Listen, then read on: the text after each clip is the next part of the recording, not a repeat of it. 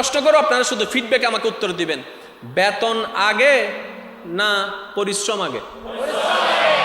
পরিশ্রম আগে না চাকরি আগে? চাকরির পরে পরিশ্রম, পরিশ্রমের পরে। এটাই এই বাংলাদেশের নিয়ম, এটাই এই চট্টগ্রামের নিয়ম, এটাই ইন্ডিয়ার নিয়ম, এটাই পাকিস্তানের নিয়ম। একটু উপরের দিকে যান না, ওই মডার্ন কান্ট্রি যেগুলোকে আমরা বলি, এটাই আমেরিকার নিয়ম, এটাই লন্ডনের নিয়ম, এটাই ফ্রান্সের নিয়ম, এটাই কানাডার নিয়ম। যেই দেশগুলা যাওয়া আমাদের স্বপ্ন, যেখানে চাকরি করা আমাদের মনের আশা, যে সমস্ত জিনিস টাকা পয়সা পাওয়া আমাদের স্বপ্ন, প্রত্যেকটা সেক্টরে এই জিনিসটা বলা হচ্ছে তোমার পরিশ্রম আগে, বেতন জোরে বলেন বেতন। আবার যখন বেতন নিতে যাবেন, ওদের 2 মাস দিও।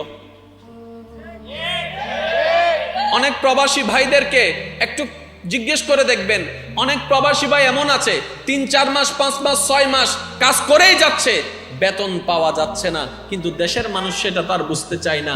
দেশের মানুষ আমরা যারা আছি, আমরা প্রবাসীদেরকে মনে করি টাকার একটা মেশিন, বললেই যেন টাকা চলে আসে, বললেই যেন আইফোন চলে আসে, বললেই যেন ফ্রিজ চলে আসে, বললেই যেন টিভি চলে আসে। আমরা ওনাদেরকে একটা টিভির মেশিন মনে করি, টাকার মেশিন মনে করি, যে বলতেই থাকি এটা লাগবে সেটা লাগবে। এদিকে বউয়ের আবদার, এদিকে ভাইয়ের আবদার, এদিকে বোনের আবদার, শুধু বলতেই আছে। ওই প্রবাসী ভাই কি ভাত খেয়েছে কি খাই নাই সে খবর পর্যন্ত আমরা নেওয়ার চিন্তা করি না। আমরা শুধু মনে করি টাকা দাও আর টাকা দাও, যতক্ষণ দিতে পারে বালা বালা। দেওয়া বন্ধ হয়েছে, এর চাইতে খারাপ মানুষ আর হয় না। এই দুনিয়ার নিয়ম। এই কথায় কারো কোনো দ্বিমত আছে? আমি আপনার ব্যাপারে আমার ব্যাপারে কি কথা, যতক্ষণ দিতে পারবেন। আরে মা সোনার দলা রে, 2 মাস এনে নদী বইতা হো না, তুই মরিন ন ভারর এদুন ঠান্ডাল হরি মরে, তুই কেন মর। জামাই যতক্ষণ কামাইতে পারে, জামাই যখন একটু কামানো বন্ধ হয়ে গেছে, ছোট ভাইয়ের টাকা ইনকাম এখন তোমার ভাই, তোমার ভাই তুই করতে লাগবে। আর একটু জোরে বলেন। যতক্ষণ দিতে পারবেন এই দুনিয়াকে ততক্ষণ ভালো। বউ যতক্ষণ কাজ করে খাইতে পারবে, এই বউয়ের মতো বালা আর কোনো বউ নাই। বউ একটু অসুস্থ হয়েছে, 2 দিন রেস্ট, তারপরে বদনাম শুরু। বউ ভাই হাত দে বাবার বাড়ি, দেন টেন দূরে বেলা। আপনারা বলেন এটা কি বাস্তব না অবাস্তব? তাহলে যেটা অন্যের জন্য বাস্তব, একটা সময় সেটা আপনার আমার জীবনেও আসতে পারে। সেজন্য আগে থেকে সাবধান হওয়া দরকার আছে ভাই। এই দুনিয়া এমন নাফরমান, চোখ উল্টাতে আপন রক্তের মানুষেরও পর্যন্ত 2টা সেকেন্ড সময় লাগে না।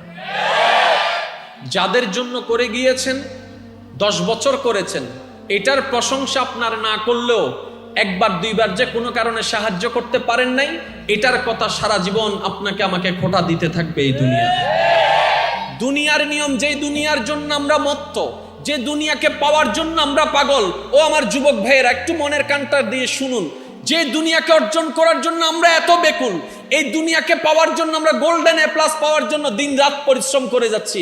কারণ আমাদের মাথায় বসা, যদি গোল্ডেন A+ আমি অর্জন করতে পারি, কোন একটা ভালো কলেজে আমার একটা চান্সেস হবে, ভালো কলেজ থেকে যদি ভালো রেজাল্ট আনতে পারি, ভালো একটা ভার্সিটিতে আমার একটা সুযোগ হয়ে যাবে, ভালো ভার্সিটি থেকে যদি ভালো রেজাল্ট আনতে পারি, যে কোনো ফ্যাক্টরিতে, যে কোনো বড় বড় কোম্পানিতে আমার উপরের পদে চাকরি হয়ে যাবে, 40, 50, 60 হাজার টাকা বেতনের একটা চাকরির ব্যবস্থা হয়ে যাবে। আমরা এটাকেই লাইফ মনে করি, আমরা এটাকেই জীবন মনে করি, আমরা সেই দিকেই দৌড়াই যাচ্ছি, সেদিকেই দৌড়াই যাচ্ছি। প্রত্যেক জায়গার নিয়ম হচ্ছে পরিশ্রম আগে বেতন পরে, পরিশ্রম আগে বেতন পরে। একটাবার দেখেন না আপনার সেই রহমানের দিকে, নামাজ পড়াচ্ছে আমাদেরকে 10 বছরের পর থেকে, খাওয়াচ্ছে জন্মের পর থেকে। আল্লাহু আকবার। নামাজটাকে যদি চাকরি ধরি, তাহলে আমরা পড়তেছি, পড়ার আদেশ কখন থেকে? জোরে বলেন না। 7 বছর থেকে আদেশ, 10 বছর থেকে মাইর। তার মানে 10 বছর থেকে কনফার্ম পড়তে হবে। তাহলে আমাদেরকে আল্লাহ চাকরি করাচ্ছেন 10 বছর থেকে, কিন্তু সেই আল্লাহ 9 বছরও আমাদের খাবার দিয়ে যাচ্ছেন, আমাদের পানি তৃষ্ণা মিটানোর জন্য পানি দিয়ে যাচ্ছেন, নিঃশ্বাস নেওয়ার জন্য অক্সিজেনের ব্যবস্থা করে দিয়ে যাচ্ছেন, হাঁটার জন্য শক্তি দিয়ে যাচ্ছেন, দাঁড়ানোর জন্য পা দিয়েছেন, দেখার জন্য চোখ দিয়েছেন, শোনার জন্য কান দিয়েছেন, ধরার জন্য হাত দিয়েছেন। রব্বে করিম শুধু দিতেই আছেন, দিতেই আছেন, দিতেই আছেন, দিতেই আছেন, দিতেই আছেন। রব্বে করিম বলে, ও দুনিয়ার মানুষেরা, যেখানে পরিশ্রম আগে বেতন পড়ে, সেখানে কত যত্ন, কত অবহেলা, কত অপমান তুই সহ্য করে তারপরও টিকে থাকিস। একবার আমার দিকে তাকা না, আমি মালিকের দিকে তাকা না। তোদেরকে দিয়ে চাকরি করাচ্ছি, পরে বেতন দিয়ে দিচ্ছে অগণিত আগে। এবার আসেন, বেতনটা নির্ভর করে পরিশ্রমের উপর। পরিশ্রম যত ঘন্টা, বেতনও ততটুকু। বেতনটা নির্ভর করে পরিশ্রমের পাশাপাশি কাজটা কি সেটার উপর। আপনি যদি 10 ঘন্টা পরিশ্রম বাংলাদেশে করেন, এত পাবেন। ঠিক একই 10 ঘন্টার পরিশ্রম যদি আপনি দুবাইতে করেন, কথা বলেন আর একটু জোরে। তাহলে আমার অনেক ভাইয়েরা চিন্তা করে, আমি 10 ঘন্টা পরিশ্রম দেশে না করে যদি দুবাই করতে পারি, আমার বেনিফিট আরো ভালো আসবে। আর প্রত্যেকটা বেনিফিট নিজের জন্য নয়, শুধু পরিবারের মুখে হাসি ফুটানোর জন্য। এটা আর মানুষ বুঝতে চায় না। কথা বলেন ঠিক কিনা? এবার ইমানদার ভাইরা একটু মনোযোগ দিবেন, একটু মনোযোগ দিবেন। 10 ঘন্টা পরিশ্রম, আপনার বেতন এত। যদি সেটা কোনো ফ্যাক্টরি গার্মেন্টস হয়, এটার এক রেট। এটা কোনো ফ্যাক্টরি হয়, এটার এক রেট। বিভিন্ন জায়গায় বিভিন্ন রেট। কিন্তু কোনো জায়গায় আনলিমিটেড শব্দ পাওয়া যাবে না, আনলিমিটেড শব্দ পাওয়া যাবে না। আপনি 30টা দিনের মধ্যে 28 দিন চাকরি করেছেন, 2টা দিন যদি নাও করেন, আপনাকে খোটা শুনতে হবে, আপনাকে কথা শুনতে হবে, কারণ দর্শাইতে হবে, আসস নাই কেন।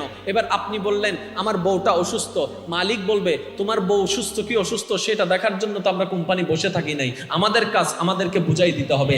আরেকবার যদি করো, তোমার বেতন থেকে বেতন কেটে ফেলা হবে, তোমার থেকে টাকা কেটে ফেলা হবে। এইভাবে টাকা কাটতে থাকবে, ঘন্টা হিসাবে, দিন হিসাবে টাকা কাটতে থাকবে।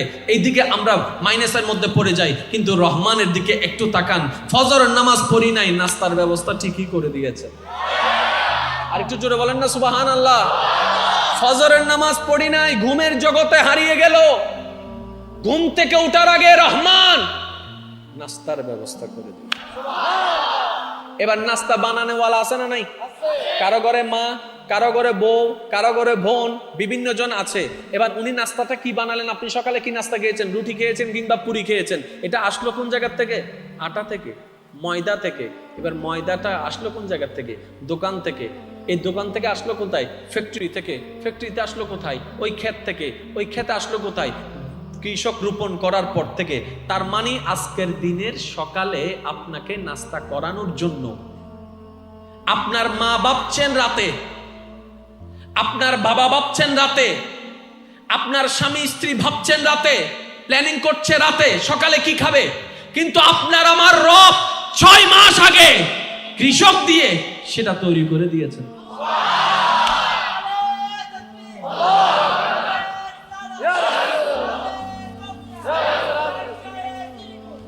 উচ্চ আওয়াজ একবার বলেন না মারহাবা। এবার ওই কৃষক যদি খেতে না নামতেন, নাই হন না, কিছু নাই হন না, কৃষক যদি খেতে না নামতেন, তাহলে আমাদের সবচেয়ে ইম্পর্টেন্ট হচ্ছে খাবার। আর এই খাবারটা আমাদের পর্যন্ত পৌঁছাচ্ছে যাদের মাধ্যমে, যারা মাঠে নামার কারণে, তারা হচ্ছে কৃষক। তাহলে সবচাইতে সম্মানীয় স্থানে তারাই থাকার দরকার ছিল। কিন্তু আমাদের মতো বেওয়াফারা সম্মান বুঝতে না দেওয়ার কারণে তাদেরকে আমরা সবচেয়ে অবহেলা করি।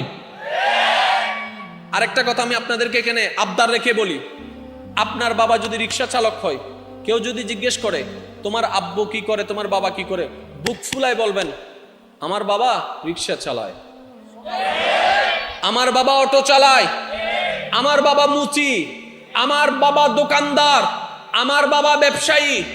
অনেকে এই পরিচয় দিতে লজ্জাবোধ করে। ও আমার যুবক ভাইয়েরা, ওই পরিচয় দিতে লজ্জাবোধ করেন না। যে পরিচয়ের পরিশ্রমের কারণে আপনার দেহের মধ্যে রক্ত হয়েছে ওই খাবারে, ওই রিক্সা চালার থাকাটাই খাবার হয়ে আপনার শরীরের মধ্যে রক্ত দিয়েছে, ওটাকে আপনি অবহেলা করবেন না। আরে যাই করেন বুক ফুলায় বলেন, কারণ আপনার বাবা তার চুরি করতেছে না, ডাকাতি করতেছে না। অনেকে তো কোট প্যান্ট টাই পরে হাই বেলার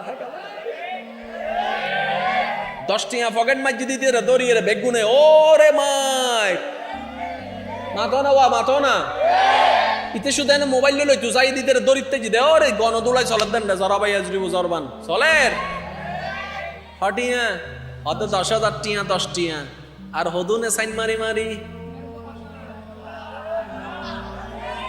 মাতো না এক সেনে যে 10 কোটি লেভেল আর তো ইতারা যাতে হট ফ্যান টাইপ হচ্ছে আর না লুঙ্গি আলাই তারা দরিত তারিব না ওয়া কেন বুঝি উত্তর দিবেন আল্লাহর প্রত্যেকেন হাজত মিদি হেকমত আছে আমি প্রায় সময় হই কেন বুঝিবার চেষ্টা